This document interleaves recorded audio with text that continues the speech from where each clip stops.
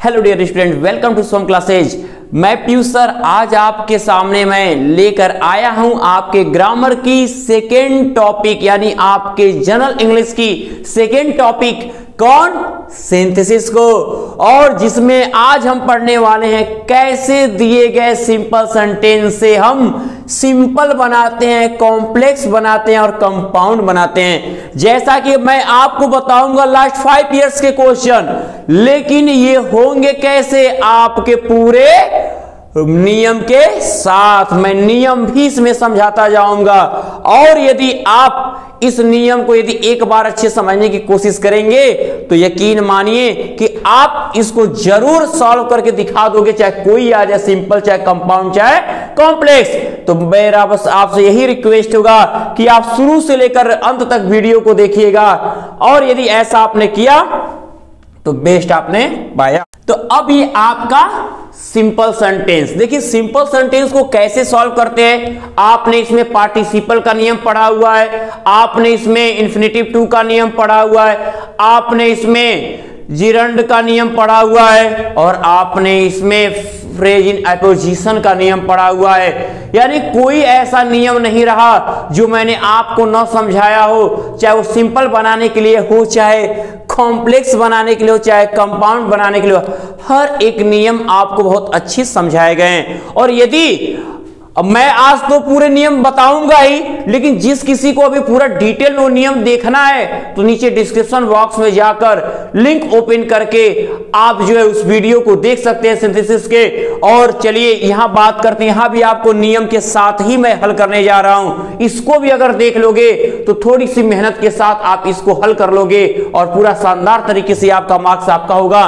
देखिए पहले लिखा है, सेपरेट में हम आते हैं, सिंपल सेंटेंस ये कॉम्प्लेक्स का होगा और वो कंपाउंड का होगा। तो सिंपल सेंटेंस बनाने के लिए क्या कहा है कि ही रन्स अवे, वह दौड़ता है, he will win the race, वह रेस को जीत जाएगा। तो इसका मतलब जब दोनों को जोड़िए और एक वाक्य लीजिए। सिंपल में क्या करना है, मात्र आपको एक वाक्य लेना है। याद रहे, सिंपल से सिंपल बनाने में मात्र एक वाक्य को आपको बनाना होगा।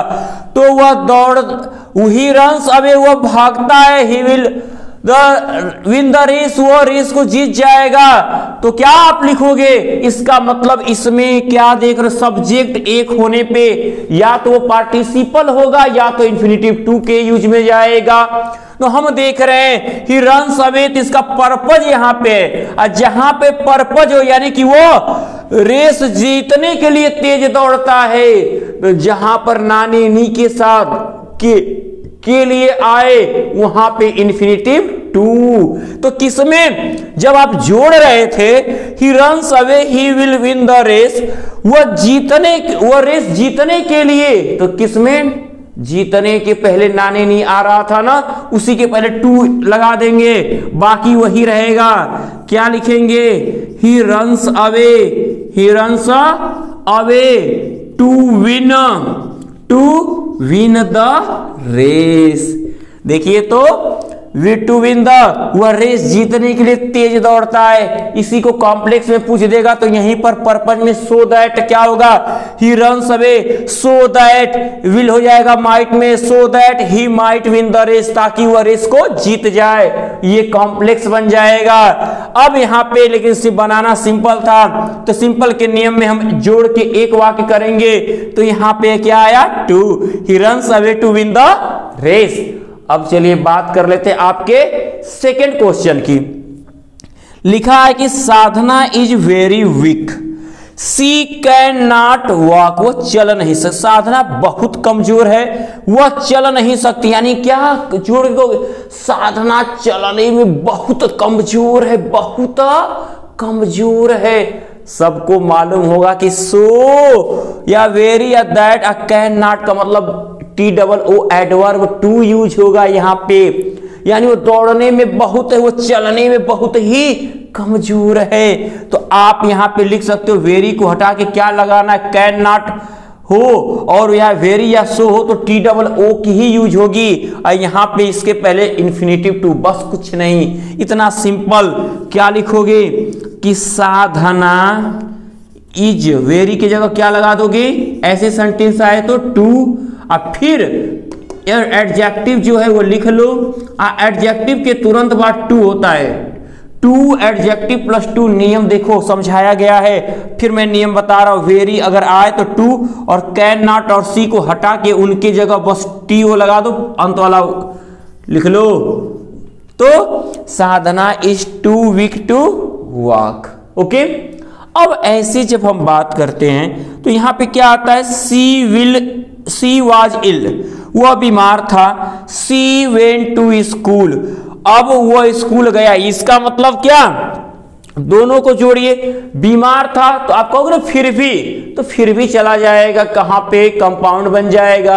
अगर हम इसमें कहें क्योंकि वह बीमार था, कॉम्प्लेक्स बन जाएगा। लेकिन अगर हम इसको जोड़ें तो यही ना कहेंगे कि बीमार होने के बावजूद, बीमार होने के बावजूद वो स्कूल गया। बीमार होने जिरंड के साथ प्रीपोजिशन, तो होने के बावजूद का in spite of being ill, comma he went to school, बीमार होने के बावजूद वह स्कूल गया। अब क्या लिखा है कि ही वॉज रूइंड, वह बर्बाद हो गया, बाय गैम्बलिंग, जुए से। हिज रूइन, उसकी बर्बादी, वाज कंप्लीट, पूरी हो गई, यानी वह पूरी तरह से बर्बाद हो गया। ये क्या कंप्लीट किसको बता रहा है, उसकी बर्बादी को बता रहा है। तो जो वर्ब को बताए वो एडवर्ब होता है। तो यहाँ एडवर्ब की यूजिंग के साथ क्या लिख देंगे कि he was ruined completely by gambling, वो पूरी तरह से गैम्बलिंग से बर्बाद हो गया। तो हम लिख देंगे क्या कि ही वाज रूइंड कंप्लीटली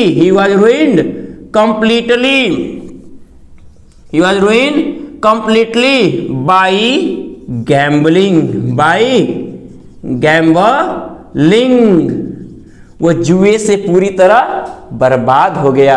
अब चलिए बढ़ते हम कॉम्प्लेक्स सेंटेंस को देखते हैं। तो ये कॉम्प्लेक्स सेंटेंस पहला है कि द ट्रेन विल कम, जो ट्रेन आएगी एट अ सर्टेन टाइम, कुछ समय में। कैन यू टेल मी, क्या आप मुझे बता सकते हो। तो कॉम्प्लेक्स के लिए सबसे जरूरी होता है कि दोनों वाक्यों को आप जोड़िए।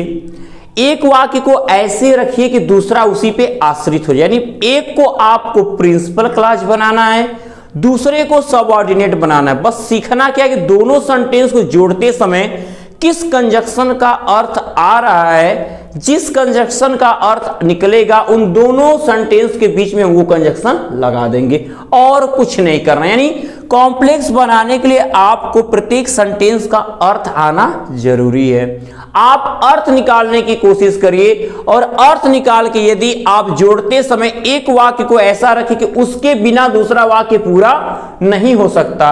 अब बीच में जो कंजक्शन आता है वही आपका क्या होगा,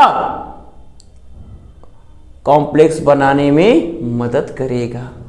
तो ट्रेन एक निश्चित समय पे आएगी, कैन यू टेल, क्या आप मुझे बता सकते हो। तो आप जोड़ो, क्या लिखोगे, क्या आप मुझे बता सकते हो कि कब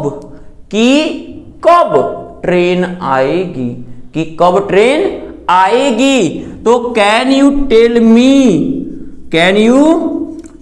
मी, क्या आप मुझे बता सकते हो कि कब। जब की और कब दोनों आए, नहीं कि दैट और व्हेन लगाएंगे, नहीं, बस ओनली व्हेन। उसके बाद असर्टिव कर दोगे सेंटेंस को, कि क्यों आएगा तो भी वाई, कि कैसे आएगा तो भी केवल हाउ। एक सेंटेंस में की, दूसरे में क्यों आ रहा है, दोनों को मिला के बस वाई लिखोगे बीच में।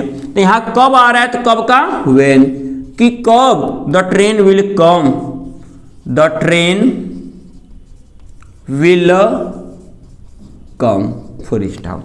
अगला देखते हैं, लिखा है कि I live in an Airy house, मैं एक हवादार घर में रहता हूं।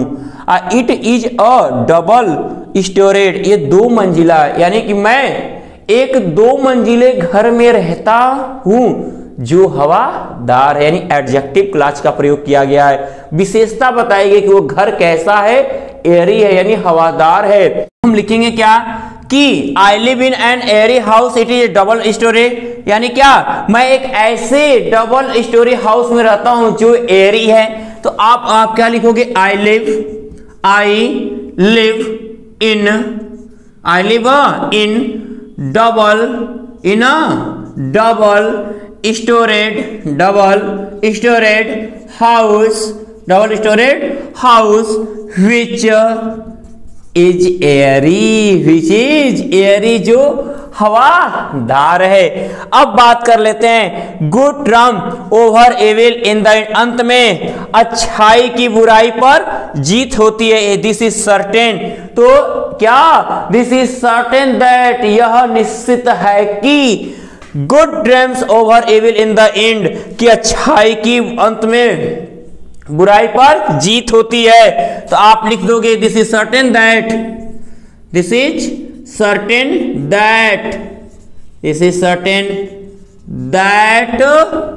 Good trumps over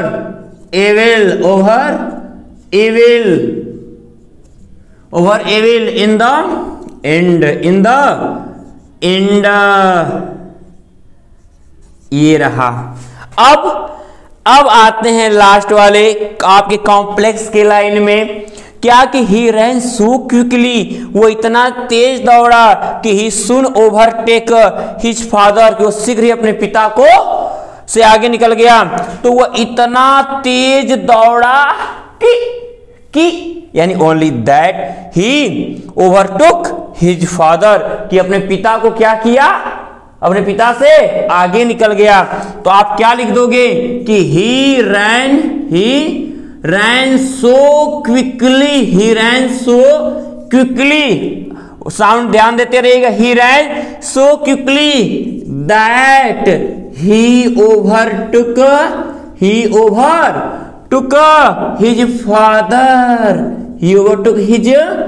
father.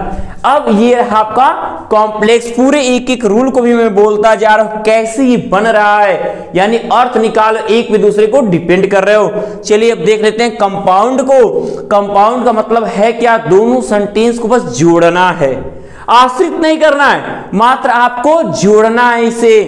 तो कैसे जोड़ते हैं, देखिए the boy failed many times, ये लड़का बहुत बार फेल हो गया। ही गिव अप हिज स्टडी, उसने अपनी पढ़ाई छोड़ दी। तो लड़का बहुत बार फेल हो गया और अपनी पढ़ाई छोड़ दी, यानी जोड़ दिए बस, ओनली वन एंड, सब्जेक्ट एक है बस, ही करेक्ट एंड। तो क्या लिख दोगे हम कि द